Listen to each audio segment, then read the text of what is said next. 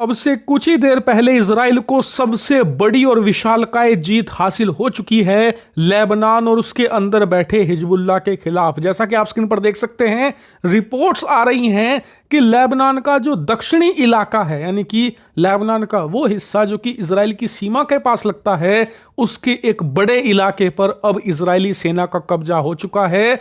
Literally झंडा फहरा दिया है इजरायली सेना ने लेबनान की जमीन पर। बताया जा रहा है कि जो ये इलाका कब्जाया है इजरायली सेना ने, ये बहुत ही ज्यादा क्रूशल है और ये गेम चेंजर साबित होगा हिजबुल्लाह के खिलाफ युद्ध में। ऐसा इसलिए क्योंकि इस इलाके पर कब्जा करना इजराइल के लिए अति महत्वपूर्ण था, क्योंकि इन्हीं इलाकों से हिजबुल्लाह रॉकेट लॉन्च किया करता था। लिटरली हजारों सैकड़ों की संख्या में एक साथ रॉकेट इसी इलाके से इजराइल की आम आबादी पर, आम लोगों के घरों पर बरसाए जा रहे थे और बड़ी मुश्किल से किसी तरीके से स्ट्रगल करते हुए इजराइल इन रॉकेट को रोक रहा था। लेकिन समस्या यह है कि इजराइल के पास जो आयरन डोम होती है ना, उसमें इंटरसेप्टर लगता है, यानी कि एक तरीके की मिसाइल होती है जो कि आ रहे रॉकेट से टकराकर उसे नष्ट करती है।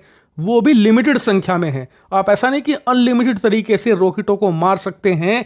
इसीलिए इजराइल चाहता था कि इससे पहले हमारे पास आयरन डोम के इंटरसेप्टर खत्म हो, उससे पहले या तो हिजबुल्लाह खत्म हो जाए या फिर उसके रॉकेट अटैक। और इसीलिए इजराइल ने लेबनान के अंदर घुसकर इस दक्षिणी लेबनान के इलाके के एक बड़े हिस्से पर कब्जा कर लिया है। इससे दो फायदे हैं। पहला ये कि यहां से जो रॉकेट अटैक हुआ करते थे वो सारे के सारे रुक जाएंगे। इसके अलावा जो इनके रॉकेट लॉन्च पैड थे वो भी तबाह कर देगी इजराइल की सेना। लेकिन उससे बड़ा फायदा ये है कि हिजबुल्लाह अब पीछे से अटैक करेगा, जिससे कि इस कब्जाई हुई जमीन पर ही आकर ये रॉकेट गिर जाएंगे, क्योंकि इनकी रेंज उतनी ज्यादा नहीं है। इसीलिए अब पीछे से, यानी कि जो मध्य लेबनान है, वहां से जो भी रॉकेट लॉन्च किए जाएंगे हिजबुल्लाह द्वारा, वो ज्यादातर लेबनान के इसी या तो दक्षिणी इलाके में गिर जाएंगे, या थोड़े बहुत जो घुस पाएंगे इजराइल के अंदर वो ऐसे इलाके में गिरेंगे जहां पर आम आबादी नहीं रहती।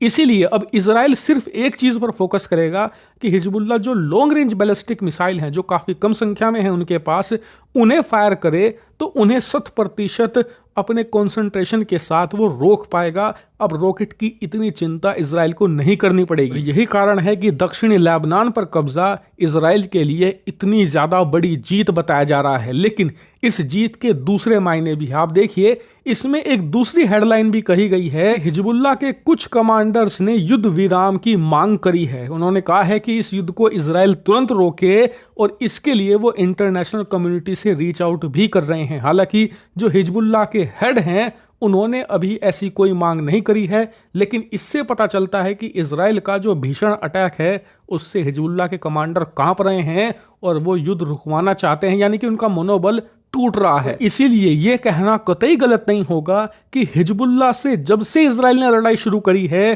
तब से अब तक ये उसकी सबसे विशालकाय जीत है, इंपॉर्टेंट जीत है। और सबसे बड़ी बात, इजराइल के आम नागरिकों के लिए राहत देने वाली यह खबर है। लेकिन अभी भी इजराइल को शांत नहीं बैठना होगा, उसे और अटैक करना होगा और अंदर तक घुसकर हिजबुल्लाह को मारना होगा। क्योंकि याद रखिए, भले ही उनके रॉकेटों का खतरा आपने टाल दिया हो, उनके पास मिसाइलें अब भी हैं, उन्हें आपको खत्म करना पड़ेगा। इसीलिए आने वाले दिनों में आप देखोगे कि इजराइल लेबनान के साथ साथ सीरिया, इराक और यहां तक कि उत्तरी लेबनान के इलाकों में भी एयर स्ट्राइक करेगा, क्योंकि इन्हीं रेगिस्तानी रास्तों के जरिए ईरान मिसाइलें सप्लाई कर रहा है हिजबुल्लाह को। और इसीलिए इन रूट्स पर इजराइल की कड़ी निगाह है। वो हर एक उस थ्रेड को काट देगा जिसके जरिए किसी भी प्रकार की सप्लाई हिजबुल्लाह को की जा रही है।